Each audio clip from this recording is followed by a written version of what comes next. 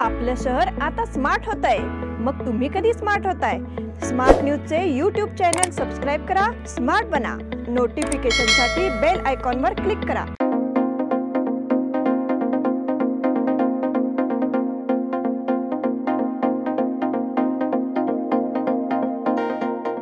अल्पावधीत लाखो वाचकांच्या पसंतीस उतरलेले स्मार्ट न्यूज आता मुद्रित स्वरूपात देखील उपलब्ध। वाचकांच्या अपेक्षापूर्तीसाठी एक नवे पाऊल। ताज्या घडामोडींसाठी सायन दैनिक स्मार्ट न्यूज, सखोल वाचनीय बातम्यांसाठी वार्ता शक्ती। नियमित वाचा, स्मार्ट व्हा। नमस्कार, मी अनुजा पाटील स्मार्ट न्यूजच्या आजच्या बुलेटिनमध्ये आपले स्वागत करते। सुरुवातीला एक नजर आजच्या ठळक घडामोडींवर। 5 राज्यांच्या विधानसभा निवडणुकांची घोषणा। हिंडलगा कारागृह स्फोटाने उडवून देण्याच्या धमकीमुळे खळबळ। जिल्हाधिकारी कार्यालय परिसरात बळीराजाचा एल्गार। सीमा भागातून महाराष्ट्रात शिकणाऱ्या विद्यार्थ्यांना मिळणार बस पास। वीरशैव लिंगायत संघटनेच्या वतीने वीरभद्रेश्वर जयंती साजरी। नवरात्र उत्सवासाठी बाजारपेठेला नवरंगांची झळाळी। काळ्या दिनाच्या फेरीसाठी जागृती मोहीम राबविण्याचा निर्णय। आमदार अभय पाटील यांचा सत्कार। बेळगावच्या रंगभूमीला अमेरिकेत मिळाला उजाळा। सिव्हिल इंजिनियर संस्थेच्या परिषदेचे उद्घाटन।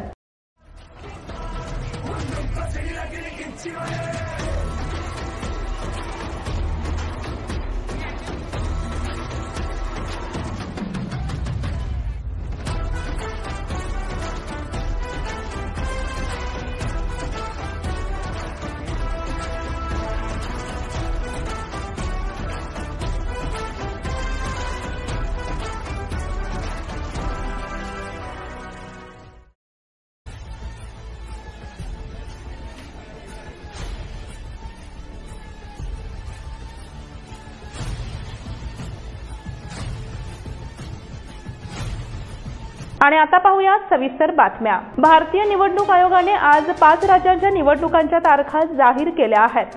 2024च्या लोकसभा निवडणुकीआधी मिझोराम, छत्तीसगड, मध्य प्रदेश, राजस्थान आणि तेलंगणा या राज्यांमध्ये विधानसभेच्या निवडणुका होणार आहेत। याबाबतचं वेळापत्रक निवडणूक आयोगाने जाहीर केलंय। मिझोराममधून 13 ऑक्टोबरपासून निवडणूक प्रक्रिया सुरू केली जाणार आहे। सर्व राज्याच्या विधानसभा निवडणुकीची मतमोजणी 3 डिसेंबर रोजी केली जाणार आहे। मिझोराम विधानसभा निवडणुकीचं मतदान 7 नोव्हेंबरला घेतलं जाणार आहे, तर छत्तीसगडमध्ये 2 टप्प्यात निवडणूक प्रक्रिया राबवली जाणार आहे। 7 नोव्हेंबर रोजी पहिल्या टप्प्यातील मतदान, तर 17 नोव्हेंबरला दुसऱ्या टप्प्यातील मतदान घेतलं जाणार आहे। हिंडलगा कारागृह स्फोटाने उडवून देण्याच्या धमकीमुळे खळबळ। केंद्रीय मंत्री नितीन गडकरी यांना जीवे मारण्याची धमकी मिळाल्यानंतर हिंडलगा हे कारागृह राष्ट्रीय स्तरावर चर्चेत आलंय। आता हे कारागृह स्फोटाने उडवून देण्याची नवी धमकी आल्यामुळे पुन्हा एकदा खळबळ माजली आहे। एका अज्ञात व्यक्तीने बेंगळूर येथून फोन करून हिंडलगा कारागृह उडवून देण्याची धमकी दिली। कारागृहाचे डीआयजीपी उत्तर विभाग टीपी शेष यांना हा फोन आला आणि त्यांनी बेळगाव ग्रामीण पोलीस ठाण्यात तक्रार दाखल केली आहे। आपण हिंडलगा कारागृहातील कर्मचाऱ्यांचा ओळखीचा असल्याचा दावा करणाऱ्या एका अज्ञात व्यक्तीकडून धमकीचा फोन आला असून हिंडलगा कारागृहातील जगदीश गस्ती, SM गोटे या प्रमुख वॉर्डरचा तो ओळखीचा असल्याचे अज्ञाताने सांगितले। त्या व्यक्तीने शेष यांच्या सरकारी नंबरवर कॉल करून धमकी दिली। फोन कॉलमध्ये अंडरवर्ल्ड गँगस्टर बन्नंजे राजा याच्या नावाचाही उल्लेख होता। बन्नंजे राजा तुरुंगात असताना त्यांना मदत केल्याचे त्याने म्हटले आहे। या धमकी प्रकरणामुळे प्रशासकीय वर्तुळात पुन्हा एकदा खळबळ माजली आहे। जिल्हाधिकारी कार्यालय परिसरात बळीराजाचा एल्गार। आसमानी आणि सुलतानी संकटात भरडला जात असलेला बळीराजा वाचवण्यासाठी सरकारने पुढाकार घ्यावा, तसंच त्यांच्या मागण्यांसाठी गांभीर्याने लक्ष पुरवावं, अन्यथा शेतकऱ्याला आसूड हाती घ्यावा लागेल, असा खणखणीत इशारा शेतकऱ्यांच्या भव्य मोर्चाने देण्यात आला। ऊस उत्पादक तसेच इतर शेतकऱ्यांच्या समस्या सरकार दरबारी मांडून ऊसाला FRP सह योग्य भाव तसेच बेळगाव खानापूर तालुका दुष्काळग्रस्त जाहीर करावा। विकासासाठी पिकाऊ जमिनींचे भूसंपादन त्वरित थांबवून पडीक जमिनीतून विकास साधत अल्पभूधारक शेतकरी वाचवावा। शेतकऱ्यांची पिकं वाचवण्यासाठी त्यांच्याच शेतीतील कुपनलिकांना निरंतर वीज पुरवठा करावा। यासह इतर मुख्य मागण्यांसाठी शेतकऱ्यांनी हे आंदोलन छेडलं होतं। कित्तूर चन्नमा चौकापासून जिल्हाधिकारी कार्यालयापर्यंत शेतकऱ्यांचा मोर्चा काढण्यात आला। या मोर्चात बेळगाव जिल्ह्यातील निपाणी, अथनी, चिक्कोडी, गोकाक, बैलहोंगल, कित्तूर, खानापूरसह सीमा भागातील शेतकरी हजारोंच्या संख्येने सहभागी झाले होते। शेतकरी संघटनेचे संस्थापक अध्यक्ष राजू शेट्टी यांच्यासह अनेक शेतकरी नेते मंडळी यांनी मोर्चाचे नेतृत्व केले होते। साखर कारखान्यांनी आमचे पैसे बुडवलेले आहेत, दाबलेले आहेत, कारण FRP देऊन सुद्धा अनेक कारखान्यांच्या बॅलन्स शीटवर आज पैसा भरपूर शिल्लक राहिलेला दिसतो आणि म्हणून त्यांनी दुसऱ्या हप्त्याच्या रूपामध्ये दसऱ्यापूर्वी शेतकऱ्याला किमान एका टनाला 400 रुपये द्यावे। आता हे पैसे जर आले तर मार्केटमध्ये पैसा येईल। गणेश उत्सव बघितला आपण, लोकांच्याकडे पैसा नव्हता, उत्साह नव्हता। दसरा दिवाळीला सुद्धा तीच अवस्था होणार आहे आणि जर का आता शेतकऱ्याला 400 रुपयाचा हप्ता मिळाला तर संपूर्ण बाजारपेठ फुलून गेल्याशिवाय राहणार नाही आणि ऊस उत्पादक शेतकऱ्यांच्या घरामध्ये आनंद होईल। पर FRP देऊन सुद्धा कारखान्यांना साखरेला चांगला भाव मिळाल्यामुळं त्यातून पैसे मिळालेले आहेत, इथेनॉलमधून पैसे मिळालेले आहेत, ज्यांच्याकडे कोजन आहे त्यांना विजेचे पैसे मिळालेले आहेत, पण तरीसुद्धा शेतकऱ्यांना पैसे देण्याची यांची प्रवृत्ती दिसत नाही। सरकारनं यांची मानगूट धरून जबरदस्तीनं पैसे वसूल करून शेतकऱ्यांना द्यावेत, अन्यथा कारखानदारांना खुश करण्यासाठी सरकार त्यांना पाठीशी घालणार असेल तर सरकारला सुद्धा त्याची किंमत चुकती करावी लागेल। त्यांना सांभाळायचं, त्यांना खुश करायचं का ऊस उत्पादक शेतकऱ्यांना खुश करायचं? मला एक सांगतो, 6 महिन्यानंतर लोकसभेच्या निवडणुका आहेत। जर सरकारनं कारखानदारांची बाजू घेतली तर मतं सुद्धा कारखानदारांच्याकडेच मागावीत, शेतकऱ्याकडे सरकारनं मतं मागू नयेत। सीमा भागातून महाराष्ट्रात शिकणाऱ्या विद्यार्थ्यांना मिळणार बस पास। गेल्या काही महिन्यांपासून निपाणी ते कोल्हापूरसह कर्नाटक राज्य सीमेलगत असणाऱ्या महाराष्ट्रातील सर्व गावात डिग्री आणि डिप्लोमा शिक्षण घेणाऱ्या सर्व विद्यार्थ्यांचे बस पास देणे निपाणी आगाराने बंद केले होते। हे बस पास सुरू करण्याची मागणी ह्युमन राईट्स केअर ऑर्गनायझेशनने वरिष्ठ अधिकाऱ्यांकडे केली होती। त्याची दखल घेऊन पालकमंत्री सतीश जारकीहोळी आणि चिक्कोडी जिल्हा काँग्रेस अध्यक्ष लक्ष्मणराव चिंगळे यांनी परिवहन मंत्र्यांसमवेत चर्चा करून हा प्रश्न मार्गी लावलाय। त्यामुळे बंद झालेले बस पास सोमवारपासून विद्यार्थ्यांना सुरू करण्यात आले। त्याबाबत ह्युमन राईट्स केअर ऑर्गनायझेशनने राज्य परिवहन मंत्र्यांना निवेदन देऊन पास देण्याची मागणी केली होती। वीरशैव लिंगायत संघटनेच्या वतीने वीरभद्रेश्वर जयंती साजरी। वीरशैव लिंगायत समाज संघटनेच्या वतीने रविवारी वीरभद्रेश्वर जयंती उत्सव उत्साहात साजरा करण्यात आला। शहरातील गांधी भवन कॉलेज रोड येथे हा कार्यक्रम झाला। तत्पूर्वी शहरातील प्रमुख मार्गांवरून शोभायात्रा काढण्यात आली। गांधी भवन येथे झालेल्या व्यासपीठावरील कार्यक्रमात वीरशैव लिंगायत समाजाच्या केंद्राच्या OBC यादीत समावेश करण्यात यावा या मागणीचा ठराव करण्यात आला। कार्यक्रमात श्रीशैल पीठाचे डॉक्टर सिद्धराम पंडिताराध्य शिवाचार्य यांनी मौलिक मार्गदर्शन केलं। शिरहट्टी येथील श्री जगद्गुरू फकीर दिंगलेश्वर महास्वामी यांनी आपले विचार व्यक्त केले। माजी आमदार महांतेश कवडगीमठ, निवृत्त प्रादेशिक आयुक्त डॉक्टर MG हिरेमठ, आमदार महांतेश कौजलगी, हनुमंत निराणी, माजी आमदार महादेवप्पा यादवाड, महांतेश दोड्डगौडर, डॉक्टर VI पाटील आदी उपस्थित होते। नवरात्र उत्सवासाठी बाजारपेठेला नवरंगांची झळाळी। शक्तीचे प्रतीक असणारा नवरात्र उत्सव हा उत्साहात साजरा करण्यात येतो। येत्या रविवार दिनांक 15 पासून सुरू होणाऱ्या नवशक्तीच्या उत्सवाचे स्वागत करण्यासाठी शहरातील बाजारपेठही सजली आहे। नवरात्र काळात लागणारे विविध साहित्य बाजारपेठेत विक्रीसाठी आले असून ही खरेदी करण्यासाठी महिलांची लगबग सुरू झाली आहे। यंदा रविवारी घटस्थापनेने नवरात्र उत्सवाला प्रारंभ होणार आहे। सोमवार दिनांक 23 रोजी खंडेनवमी आणि मंगळवार दिनांक 24 रोजी विजयादशमी म्हणजेच दसरा साजरा केला जाणार आहे। शहरातील गणपत गल्ली, पांगुळ गल्ली, खडे बाजार, मारुती गल्ली, शनिवार खूट आदी ठिकाणी पूजेसाठी लागणारे साहित्य विक्रीसाठी ठेवण्यात आले आहे। त्याचबरोबर नवरात्रीच्या दांडिया पर्वाचा सोहळा देखील ठिकठिकाणी रंगणार आहे, त्यामुळे याचे आकर्षण तरुणाईला आहे। नवरात्रीच्या निमित्ताने बेळगावात निघणारी दुर्गामाता दौड देखील आता अधिक भव्य प्रमाणात निघत आहे। याच्या तयारीत युवा वर्ग गुंतल्याचं दिसून येतंय। काळ्या दिनाच्या फेरीसाठी जागृती मोहीम राबवण्याचा निर्णय। भाषावार प्रांतरचना करताना केंद्र सरकारने सीमा भागातील मराठी भाषिकांवर अन्याय केला। केंद्र सरकारच्या या निर्णयाविरोधात 1 नोव्हेंबर रोजी निघणाऱ्या काळ्या दिनाच्या निषेध फेरीत मोठ्या संख्येने सहभागी होण्याचे आवाहन महाराष्ट्र एकीकरण समितीने केले आहे। महाराष्ट्र एकीकरण समितीच्या नेत्यांची बैठक रविवारी मराठा मंदिरमध्ये झाली। माजी नगरसेवक रणजित चव्हाण पाटील अध्यक्षस्थानी होते। येत्या दिनांक 1 नोव्हेंबर रोजी निषेध फेरी मोठ्या संख्येने काढण्याचा आणि काळ्या दिनाच्या फेरीबाबत जनजागृती करण्याचा निर्णय बैठकीत घेण्यात आला। यावेळी रमाकांत कोंडुस्कर, गुणवंत पाटील, माजी नगरसेवक राजू बिर्जे, कपिल भोसले, राजकुमार बोकडे, अनिल पाटील, सागर पाटील, सतीश पाटील, चंद्रकांत कोंडुस्कर, किरण हुद्दार, बाळू केरवाडकर आदी उपस्थित होते। आमदार अभय पाटील यांचा सत्कार श्रृंगारी कॉलनी, टीचर्स कॉलनी आणि बाडीवाले कॉलनी येथील युवक मंडळ आणि महिला मंडळ तसेच रहिवासी यांच्यातर्फे बेळगाव दक्षिणचे आमदार अभय पाटील यांचा सत्कार करण्यात आला। यावेळी आमदार अभय पाटील यांच्या शुभ हस्ते बाडीवाले कॉलनी, टीचर्स कॉलनी येथील विविध विकास कामांचं भूमिपूजन करण्यात आलं। या प्रसंगी नगरसेवक श्री जयंत बाळकृष्ण जाधव आणि नगरसेवक सौ प्रीती विनायक कामकर, राजू भातकांडे, भाग्यलक्ष्मी महिला संघाच्या सदस्यांसह श्रृंगारी कॉलनीतील सूर्यकांत हिंडलगेकर, संतोष श्रृंगारी, प्रकाश Shahapurkar, Balu Mirashi, श्रृंगारी colony, teachers colony आणि बाडीवाले कॉलनी येथील सर्व सदस्य उपस्थित होते। बेळगावच्या रंगभूमीला अमेरिकेत मिळाला उजाळा। अलीकडेच प्रशांत दामले यांच्या एका लग्नाची दुसरी गोष्ट या नाटकाचा अमेरिकेतील दौरा यशस्वीपणे पार पडला। या नाटकाच्या प्रयोगाला अमेरिकेतील मराठी आणि अन्य भाषिक नाट्यरसिकांनी उत्स्फूर्त प्रतिसाद दिला। बेळगावचे ज्येष्ठ नाट्यवितरक अनंत जांगळे हे सध्या अमेरिकेच्या दौऱ्यावर आहेत। या दौऱ्यादरम्यान त्यांनी सेंट लुईस येथील एका लग्नाची दुसरी गोष्ट नाट्यप्रयोगाला आपली पत्नी तसेच अमेरिकेत स्थायिक असलेली मुले आणि त्यांच्या कुटुंबियांसमवेत आवर्जून उपस्थिती दर्शविली। नाट्यप्रयोगानंतर अनंत जांगळे आणि त्यांच्या कुटुंबियांनी प्रशांत दामले आणि नाटकातील कलाकारांची भेट घेतली। यावेळी प्रशांत दामले यांनी बेळगावातील नाटकांच्या आठवणींना उजाळा दिला।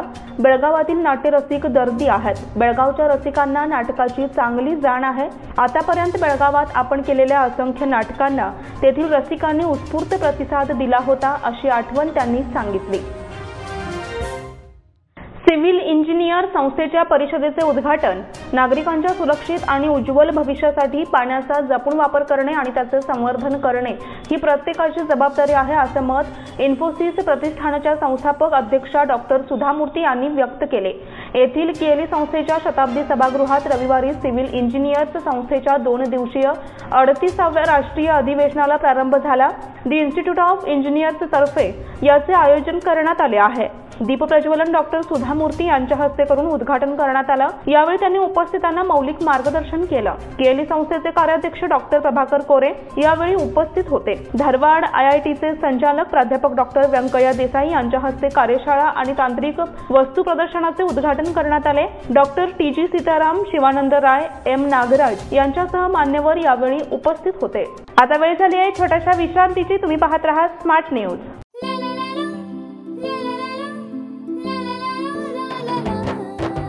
जले दीप अंगना में होगी रोशन दुनिया, पलकों तले छा जाए चांद तारों का साया। रंगोली में खिले रंग खुशियों की भी तरानी, तन मन झिलमिल जाए हर पल होंगी सुहानी। ये अटूट बंधन खिले हर आशियाना, रंग वस्त्रों का खजाना मन भाए आराधना। रंग वस्त्रों का खजाना मन भाए आराधना। आराधना मारुति गली बेलगाम। मन भाए आराधना।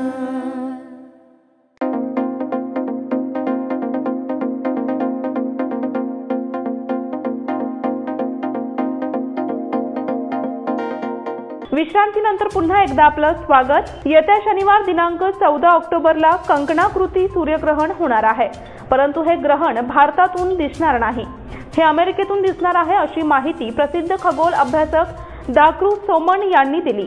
खग्रास सूर्यग्रहणावेळी चंद्र जर पृथ्वीपासून दूर असेल तर तो सूर्यबिंबाला पूर्णपणे झाकून टाकू शकत नाही। सभोवती प्रकाशित कंकण दिसते, त्यावेळी कंकणाकृती सूर्यग्रहण दिसते। याला फायर रिंग असेही म्हणतात, असं त्यांनी यावेळी सांगितलं।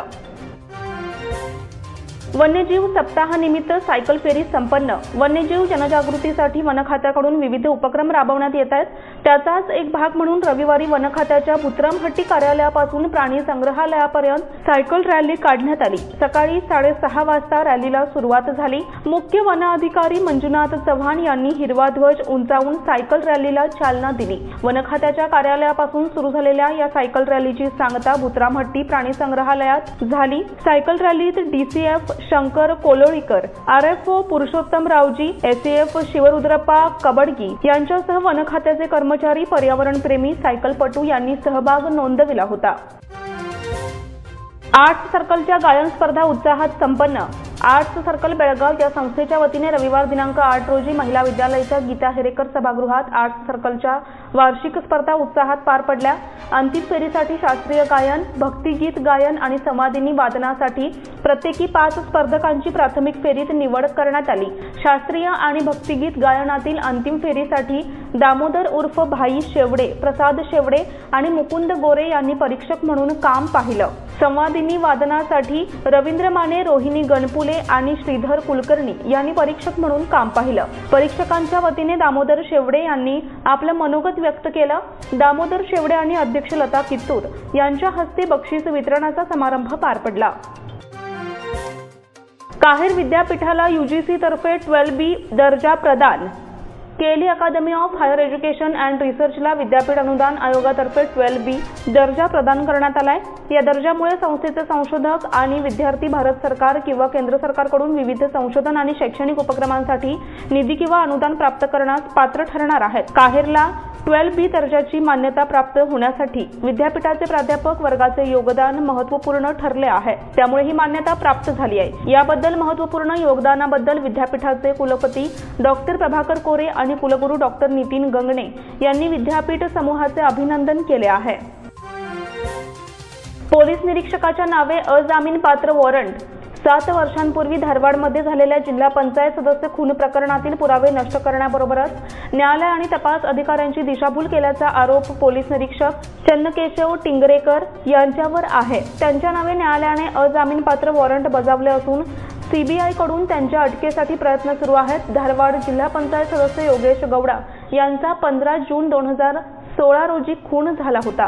त्यावेळी तेथे निरीक्षक असलेले टिंगरेकर हे आता बेळगाव पोलीस आयुक्तालयात कार्यरत आहेत। याच काळात त्यांनी खून प्रकरणातील आपले नाव वगळावे यासाठी उच्च न्यायालयात याचिका दाखल केली होती, पण न्यायालयाने अर्ज रद्द करण्यास नकार दिलाय। काकती येथे रक्तदान शिबिर संपन्न। रक्तदान हे महादान आहे, यामुळे गरजूंना जीवदान मिळते। युवा वर्गाने रक्तदानासाठी पुढाकार घ्यावा असं आवाहन शिवपूजी मठाचे महास्वामी राचय्य शिवपूजी मठ यांनी केले। खासदार अण्णासाहेब जोल्ले यांच्या वाढदिवसानिमित्त केली संस्थेच्या प्रभाकर कोरे रुग्णालय यांच्या वतीने काकती येथील होळी चौक सार्वजनिक गणेशोत्सव मंडळाच्या शिबिरात रक्तदान शिबिराचे रविवारी आयोजन केले होते। रक्तपेढीचे प्रमुख SV विरग्गी, डॉक्टर विठ्ठल माने, राचय्य शिवपूजी मठ डॉक्टर गंगाधर यांच्या हस्ते दीप प्रज्वलन करण्यात आलं। भाजपा युवा मोर्चाचे अध्यक्ष सुशांत परमोजी यांनी प्रास्ताविक केलं। सिद्धाप्पा मोळेराखी, कृष्णा मोळेराखी यांनी मनोगत व्यक्त केलं। यावेळी 35हून अधिक युवकांनी रक्तदान केलं। बेळगावच्या ज्योती कत्ती यांचा नवी दिल्ली येथे सन्मान। नवी दिल्लीमध्ये आयोजित केलेल्या बॉलिवूड मिस्टर अँड मिसेस इंडियामध्ये बिग ब्लास्टर शोमध्ये बेळगावच्या महिलेने विजेतेपद पटकाविले आहे। ज्योती कत्ती असे त्यांचे नाव असून बॉलिवूड मिस्टर अँड मिसेसचा अवॉर्ड त्यांनी प्राप्त केलाय, त्यामुळे बेळगावच्या शिरपेचात मानाचा तुरा रोवला गेलाय। प्रसिद्ध अभिनेते चंकी पांडे यांच्या हस्ते त्यांना अवॉर्ड बहाल करण्यात आला। या प्रसंगी अभिनेते साहिल खान, संगीता बिजलानी, शहाजान, यश अहलावत, मोनिका बेदी, मुग्धा गोडसे, सिमरन कौर, गुलशन ग्रोवर यांच्या हस्ते ज्योती कत्ती यांना बॉलिवूड मिस्टर अँड मिसेस स्पर्धेचे विजेतेपद देण्यात आले। याबद्दल ज्योती कत्ती यांचे सर्वत्र अभिनंदन करण्यात येत आहे।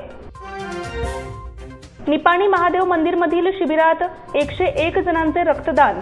खासदार अण्णासाहेब जोल्ले यांची रविवारी 61 साजरी करण्यात आली। त्यानिमित्ताने येथील महादेव मंदिरात श्री गणेश मंडळ आणि हेल्थ क्लब यांच्यातर्फे आयोजित रक्तदान शिबिराला उत्स्फूर्त प्रतिसाद मिळून 101 जणांनी रक्तदान केलं। हाल सिद्धनाथ साखर कारखान्याचे अध्यक्ष MP पाटील, नगराध्यक्ष जयवंत भाटले, सभापती राजू गुंदेशा, नगरसेविका गीता पाटील, संचालक महालिंग कोठीवाले आणि मान्यवरांच्या हस्ते प्रतिमा पूजन आणि दीप प्रज्वलन झालं। माजी उपनगराध्यक्ष सुनील पाटील प्रास्ताविकात महादेव मंदिर गणेश हेल्थ क्लब तर्फे राबविण्यात आलेल्या विविध सामाजिक उपक्रमांची त्यांनी माहिती दिली। अलमट्टी धरणाच्या उंचीविरोधात आंदोलनाचा इशारा. कर्नाटक सरकारने अलमट्टी धरणाची उंची वाढवण्याचा निर्णय घेतल्यानं त्याचा फटका पावसाळ्यात कोल्हापूर, सांगली, सातारा जिल्ह्यांना बसणार आहे. या विरोधात तिन्ही जिल्ह्यातील सर्वपक्षीय नेते मंडळी, कार्यकर्ते रस्त्यावर उतरून लढाई करू असा इशारा महाराष्ट्र राज्य इरिगेशन फेडरेशनचे संपर्क प्रमुख विक्रांत पाटील किणीकर यांनी शनिवारी प्रसिद्धी पत्रकातून दिला. अलमट्टीतील फुगवट्यामुळे 3 जिल्ह्यात महापूर येतो. आता कर्नाटक सरकारने या धरणाची उंची 524 मीटरपर्यंत वाढविण्याचा निर्णय घेतलाय. सर्व 26 दरवाजे बदलले जाणार आहेत. त्यामुळे धरणातील पाण्याचा फुगवटा वाढणार आहे. परिणामी महापुरात पुन्हा भर पडणार आहे. धरणाची उंची वाढवली तर राज्य शासनाला प्रत्येक वर्षी महापुराने नुकसान भरपाईपोटी 5 ते 6 हजार कोटी रुपये खर्च करावे लागणार आहेत. या सर्व बाबींचा विचार करून आता आंदोलनाचा इशारा देण्यात आल्याचं त्यांनी म्हटलंय. सुभाष भिकाजी सुंठनकर यांचे निधन. रॉय रोड, टिळकवाडी येथील रहिवासी सुभाष भिकाजी सुंठनकर वय 72 यांचे रविवार दिनांक 8 रोजी निधन झाले. त्यांच्या पश्चात मुलगा, सून, मुलगी, जावई आणि नातवंडे असा परिवार आहे. नेदरलँड्स संघातली भारतीय कुमक विक्रमजीत तेजा आणि आर्यन. नेदरलँड्सचा संघ प्रदीर्घ कालावधीनंतर वर्ल्ड कपमध्ये सहभागी होतोय. ऑरेंज आर्मी अशी बिरुदावली मिरवणाऱ्या या संघातील भारतीय वंशाचे खेळाडू खेळत आहेत. पाकिस्तान विरुद्धच्या लढतीत नेदरलँड्सचा सलामीवीर विक्रमजीत सिंगने आपल्या दमदार खेळाने चाहत्यांना प्रभावित केलं. डावखुऱ्या पंजाब दा पुत्तरने आपल्या खेळाच्या बळावर वाहवा मिळवली. दक्षिण आफ्रिकेचा सलामीवीर फलंदाज आणि विकेटकीपर क्विंटन डी कॉक हा विक्रमजीतसाठी आदर्श आहे. वर्ल्ड कपच्या निमित्ताने विक्रमजीतला क्विंटनला भेटता आलंय. त्याच्याकडून फलंदाजी संदर्भात बारकावे शिकून घेता आले आहेत. नेदरलँड्सचे सामने पंजाबमध्ये नाही आहेत, पण वर्ल्ड कपच्या निमित्ताने विक्रमजीतला आपल्या नातेवाईकांना भेटता येणार आहे. विराट कोहलीच्या नेतृत्वात भारताने अंडर-19 वर्ल्ड कप जिंकला होता.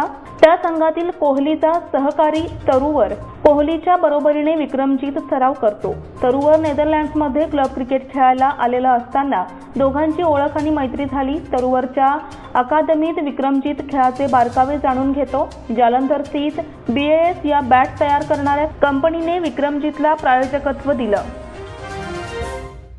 आता ऑलिम्पिक यजमान पदाची तयारी करावी.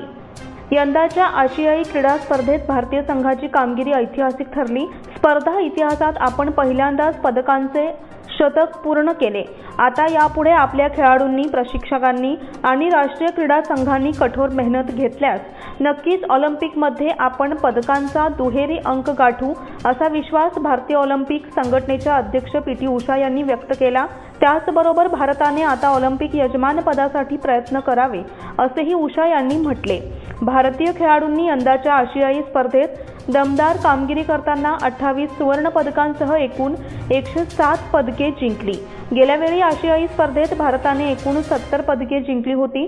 उषा यांनी वृत्तसंस्थेला सांगितले की भारतीय खेळ आणि खेळाडूंच्या प्रगतीसाठी सरकारच्या वतीने पूर्ण मदत आणि प्रयत्न होत आहेत. आपले पंतप्रधान देशात खेळांसाठी खूप उत्सुकता दाखवत आहेत. ऑलिम्पिक यजमान पदासाठी उषा यांनी सांगितले की आपल्याला आता ऑलिम्पिक यजमान पदासाठी प्रयत्न करायला पाहिजेत. मला विश्वास आहे की भारत टोकियो ऑलिम्पिकच्या तुलनेत पॅरिस ऑलिम्पिकमध्ये अधिक पदके जिंकेल. यानंतर आपण ऑलिम्पिक यजमान पदाचा दावा सादर करू शकतो. 15-17 ऑक्टोबर दरम्यान मुंबईत होत असलेल्या आंतरराष्ट्रीय ऑलिम्पिक समितीच्या सत्रा दरम्यान सरकारच्या वतीने 2036 सालच्या ऑलिम्पिक आयोजनासाठी उत्सुकता दाखविण्यात येण्याची शक्यता आहे. वायुसेनेच्या दौडीला उत्स्फूर्त प्रतिसाद. वायुसेना दिनानिमित्त सांब्रा एअरमॅन ट्रेनिंग स्कूलतर्फे रविवारी सकाळी 10 किलोमीटर अंतराच्या दौडीचे आयोजन करण्यात आले होते. या दौडीत एअरमॅन ट्रेनिंग स्कूलचे कर्मचारी, अग्निवीर, वायू प्रशिक्षणार्थी आणि शहर परिसरातील धावपटूंनी सहभाग घेतला. वायुसेनेच्या 91व्या वर्धापन दिनानिमित्त दौडीचे आयोजन करण्यात आले होते. एकता आणि चांगले आरोग्य राहावे असा संदेश दौडीतून देण्यात आला. Air commodore S. श्रीधर यांनी दौडीला हिरवा ध्वज दाखवून चालना दिली. दौडीतील विजेत्यांना पदक आणि प्रमाणपत्र देऊन गौरविण्यात आलं. मुलींच्या क्रिकेट स्पर्धेत बेळगावला जेतेपद. मुडलगी तालुका गोकाक येथे नुकत्याच झालेल्या सार्वजनिक शिक्षण खात्याच्या विभागीय माध्यमिक मुलींच्या लेदरबॉल क्रिकेट स्पर्धेत बेळगावने विजेतेपद पटकाविले. या स्पर्धेतील पहिल्या उपांत्य सामन्यात धारवाडने चिक्कोडीचा पराभव केला, तर उपांत्य सामन्यात बेळगावने अथणीचा 5 गड्यांनी पराभव केला. अंतिम सामन्यात प्रथम फलंदाजी करताना बेळगावने 6 षटकात 63 धावा केल्या. प्रत्युत्तरादाखल धारवाडने 6 षटकात 29 धावा केल्या आणि सामना 34 धावांनी गमाविला। खेळताना प्रमुख पाहुणे जुनैद पटेल यांच्या हस्ते विजेत्या उपविजेत्या संघांना चषक प्रमाणपत्र देऊन गौरविण्यात आले। संघाला प्रशिक्षक नागराज भगवंतनावर, विवेक पाटील, सहिदा पटेल, सुरेखा मिर्झे यांचे प्रोत्साहन लाभत आहे। याचबरोबर मराठीचे आजचे बुलेटिन इथेच संपते। धन्यवाद।